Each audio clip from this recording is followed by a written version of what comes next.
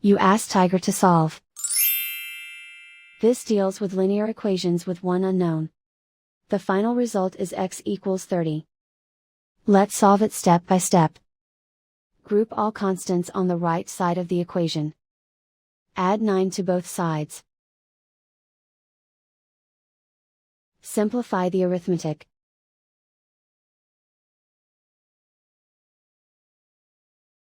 Isolate the x. Multiply both sides by inverse fraction 2/1.